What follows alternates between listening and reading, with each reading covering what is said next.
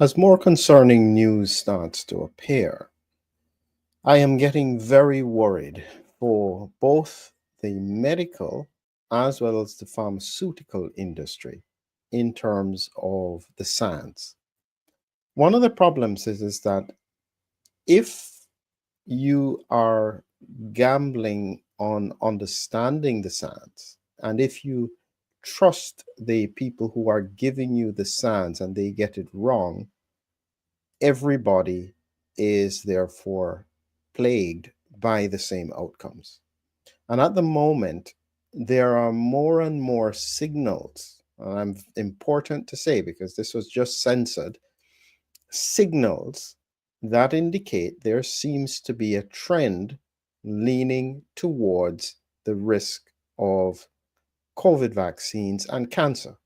Now, just recently, anybody who talks about this stuff gets stamped on because there is always the point there is no evidence of.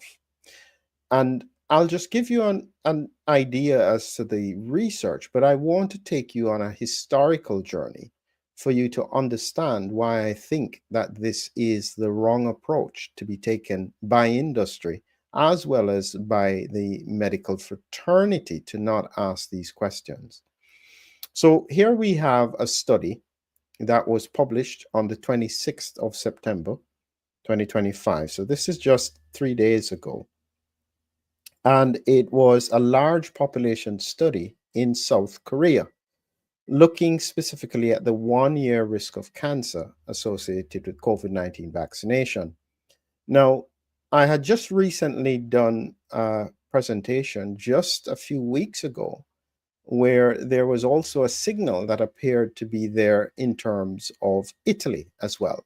And so this is why I'm saying that these are two separate countries that have taken a look and have seen some kind of signal. Now, it does not mean there is absolutely a direct correlation.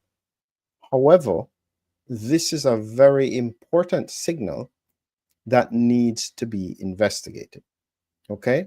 And when you look at the paper, just to give you an idea as to what they look at, is they were looking at a population based view, 8.4 million people between 2021 and 2023.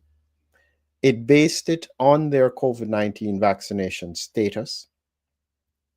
And it looked at a number of cancers across the board: gastric cancer, thyroid cancer, prostate cancer, breast cancer. And it looked at the fact that there was significantly increased risk 1 year post vaccination. They found that the DNA based vaccines, the viral vector vaccines, were associated with the highest risks of some. mRNA as well was linked to higher risk of others. At the moment, the DNA vaccines are no longer as available. However, we still have access to the mRNA vaccines. And their conclusion was, given the observed association between COVID 19 vaccination and cancer incidence by age, sex, and vaccine type, further research is needed to determine whether specific vaccination strategies may be optimal for populations in need of COVID vaccination. As subtly as they can, they're trying to say that you need to look at this further. This is not something that you should ignore. You may ask, why did they do it? Well, largely because I said, in terms of, we further hypothesize that COVID 19 vaccines may potentially be associated with cancer risks. However, real world data was insufficient. Nobody's studying it. They then took this population based retrospective study looking at the cumulative incidence and cancers 1 year after COVID 19 vaccination. And again, you can see this is one of the earliest examples of doing this kind of study, looking for the link, because so many people have been saying it. They've been talking about all these various points, and why wouldn't you look at it? And this is the point that I am saying to industry. If anybody from industry is listening to me, let me warn you on this. if this turns out to be accurate, and this is not just a trend, and you guys sat on this and didn't investigate it, the public will never forgive you. And I would not disagree with them, because this is not just about the big companies. I'm making a call specifically to people who are in the industry. You are not getting any benefits directly from any of these major companies. You are sitting on the sidelines, but you will be tarred with exactly the same brush if you continue to pretend there is nothing happening here. Again, I say it is not necessarily that there is a direct link, but goodness gracious, two separate countries are indicating what could be a trend. You have got to take it seriously. And every country, from a public health point of view, should be studying this in great detail. So I'm going to give you a historical lesson, because I took some time today and I had a bit of research around the history. And what had happened is that I had shared a specific image that people got very, very upset by, and so they censored the content without reflecting on what it was that I was saying. So I'm going to try and explain it a little bit better, and hopefully they won't censor it again. And I'll show you the image that caused the problem. And you can tell me if I was too much to the point here. So this is the image that caused the problem. Same arguments about cancer, different products. And it's making a very clear association here. And it was considered offensive or misinformation, and so it was taken down. You have to understand why I said what I said, and maybe I didn't explain it clearly enough. So let me try and explain what I was saying. So many years ago, there was an issue with tobacco, smoking, and cancer. And here is what the history, based on my discussions with ChatGPT, here is what we pulled together as a timeline for you to understand how the history operated. So in the 1930s to 50s, there were some studies in 1939 looking at the link between lung cancer or cancer and smoking. And the tobacco companies flatly denied causation. So this is where we are at the moment, where when I ask the question, even when there is evidence as what happened there, and there was a trend, there is a flat denial of causation. They say there is no evidence that you have that this is causative. And not only that, cancer rates are, say, going down, but so many people have died. Whichever way you take it, there seems to be a trend. I think it needs to be investigated, but at the moment, industry is flatly denying causation. Okay? I understand that. That's what they're supposed to do. And at that time, with regards to tobacco, they insisted that the data only showed association and not proof. It says the argument correlation versus causation. This is from the 1930s that they are arguing this central talking point for decades, which is where we are now. And so what I'm saying is that we are seeing a trend. At the moment, there is only a small uptake with regards to boosters. This is the time, because there is now not a major risk if people aren't taking it anyway. Please, there is no excuse not to do the research. You've got to clarify the research. The problem is that if the same people who are doing the research are the same people who didn't do the research, will you trust the outcomes that they have if it shows that there is no link? That's the problem they're going to have to face. The longer that they have gone on with this, the harder it will be to build public trust.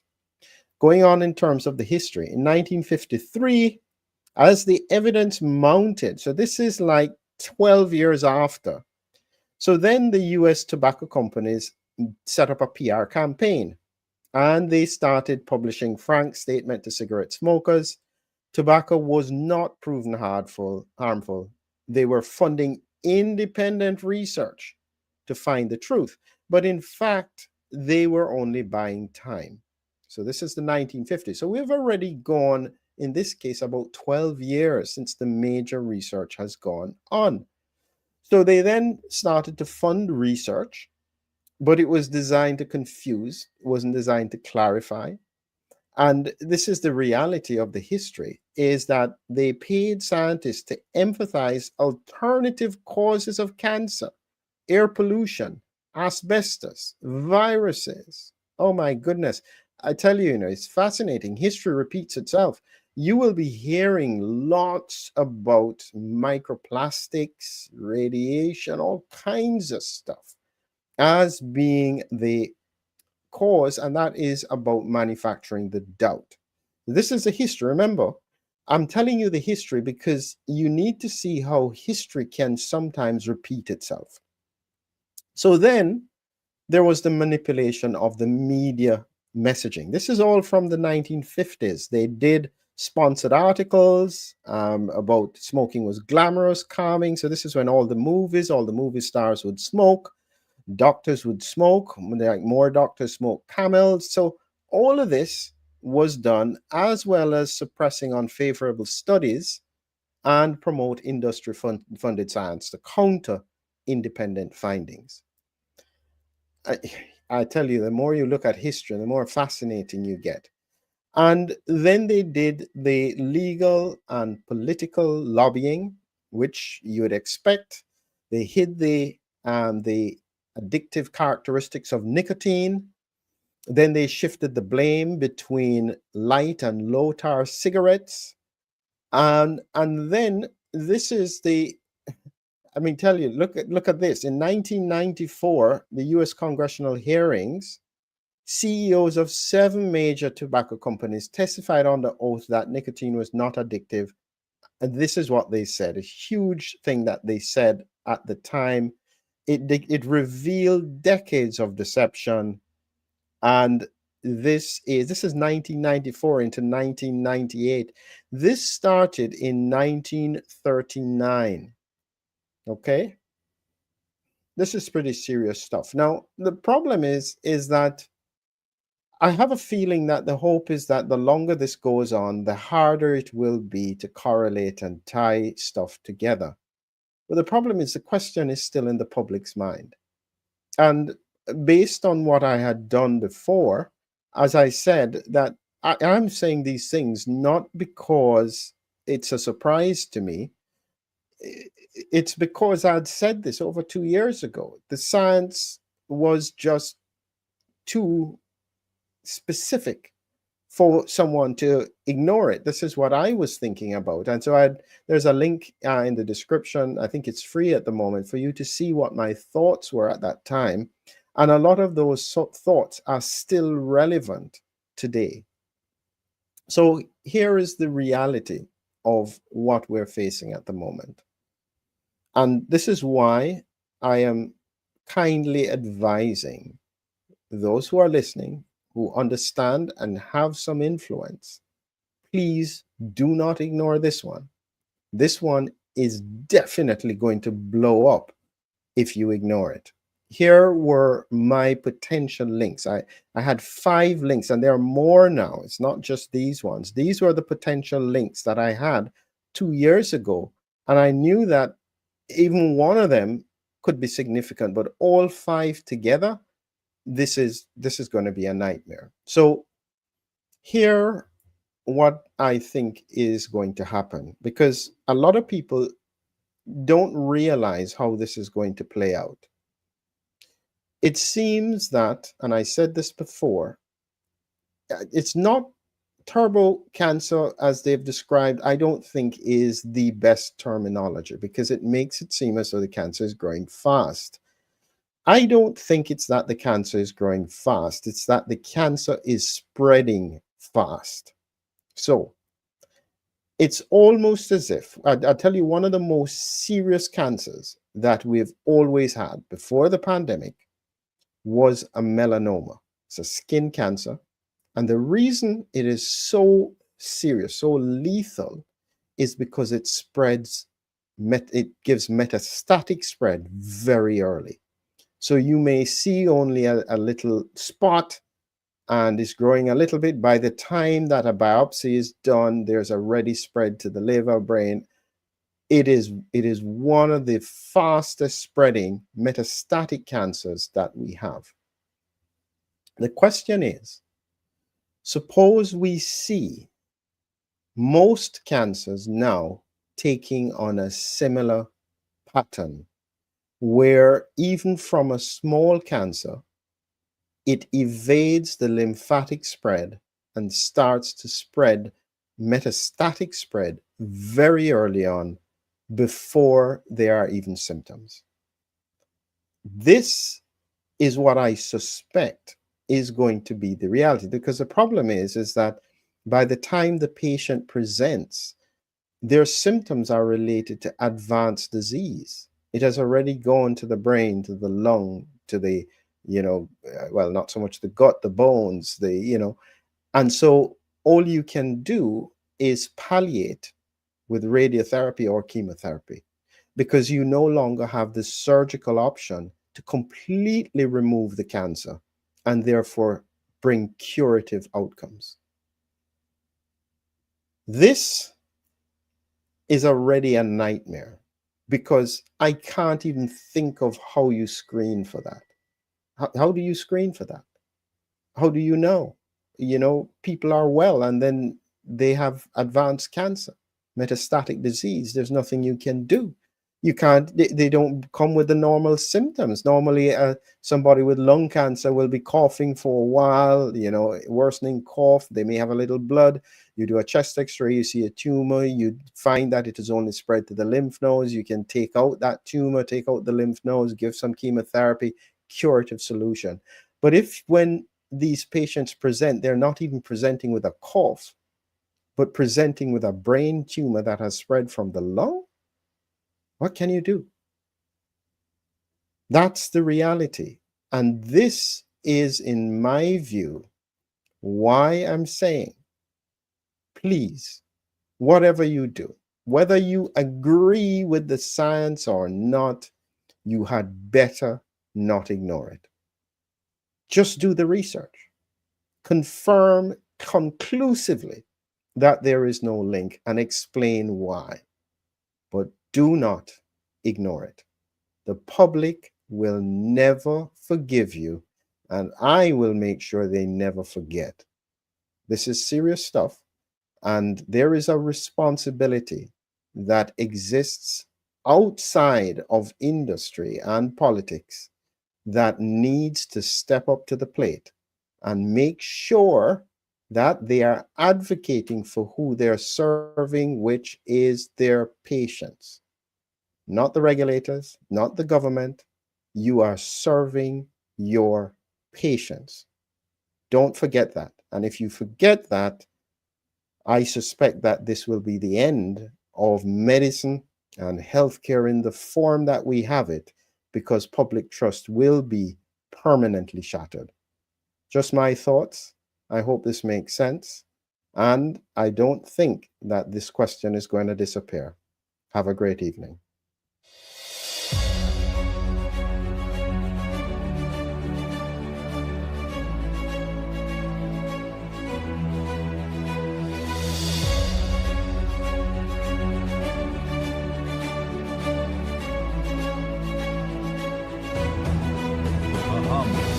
A hero, an immune adventure.